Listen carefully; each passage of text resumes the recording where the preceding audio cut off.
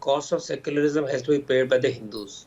Cost of maintaining amity and peace has to be maintained to be carried by the Hindus. Since 1982, when Mulayam Singh stopped this prayer, people have been asking for it. And as far as the evidences are concerned, they are as plain as daylight with all the historical evidence loaded against it. Now, what is the problem? Problem is that this is an issue between Indians and invaders. Then issue with Hindus who were persecuted in millions, killed, raped, sold as slaves, castrated. Those Hindus who remained Hindus, and there are others who became Muslims, fine. But they are not, they don't identify the invaders. Why are you identifying with the invaders? So if we have a right to get our historical correction done, and may I ask all these advocates of, anti-Hindu forces, what about Hagia Sophia? Hagia Sophia is converted from a museum. Earlier it was church, it was converted from museum to mosque. Do they approve or not?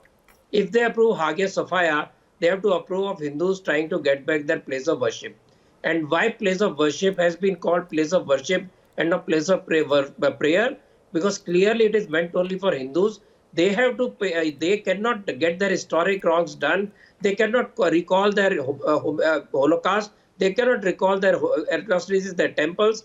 Which country in the world has this kind of self-loathing for its own history? Which nation has such a loathing for its own self? This is only because we have followed a very wicked sense of secularism which we face today. And people who claim that they belong to Aurangzeb, we cut off 1/3 of our land to satisfy people who believe they belong to invaders. People who stayed back have no reason, no claim to behave like those for being Aurangzeb being the forefather. If that is so, they can go to any Islamic country. We will not allow any other further division of the nation, nor will allow anybody to behave in supremacist manner. Yes. And as far as Ambedkar is concerned, tell me, is Qutub Minar a question of religiosity? Qutub Minar is a historic figure. Why not have survey done, evidence collected, which is there, and admit there is something wrong gone? We don't follow that wrong done. We are Indians.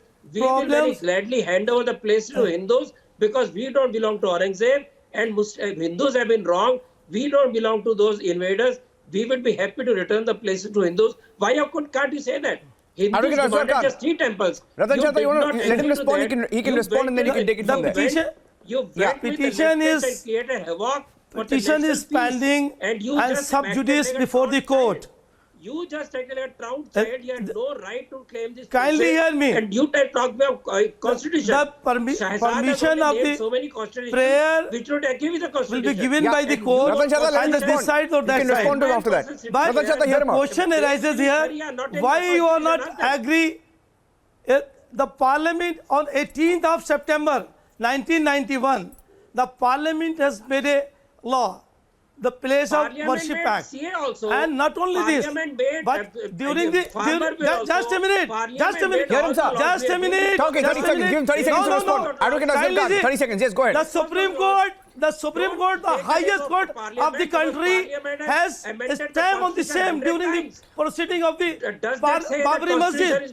But I fail to understand, 70 years has been passed, our country, independent country, where you are slapping. About 8 years has already been passed. Aapki lathi, aapki bhais. Your sarkar is in the existence. Since last 8 years, everybody was sleeping. Since last 70 years, the country become independent. Sir, but this is a case that's been going on for long, sir. I fail to understand. If I'm not wrong, they miscreate trying to.